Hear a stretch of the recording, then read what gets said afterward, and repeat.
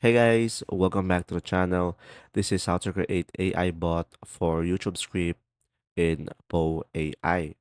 So first thing what you will do is open up the Poe AI application into your device. And now guys, from here, just simply go ahead and select see all over here on the right side of the screen. So from here, you should be able to explore multiple bots. So you could use the search bar over here at the top or the search icon.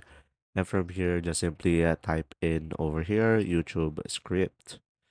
And now from here, you will have multiple options. So from here, you should be able to see the number of monthly users as well. So the most popular one is the first one over here, which is YouTube Writer. And this bot will help us about our script for our YouTube video and just simply provide the video topic or title. So let's say I will say the video topic I have is top 5 tips and tricks to make my laptop faster. And from here, it will create a script for us. So pretty much the script will be our template or guide, and we could just simply change it based on our own style.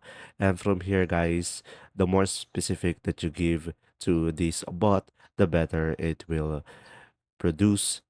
And pretty much from here, you will have a template and you should be able to have a YouTube script. I hope this video helped you understand more. Thanks for watching.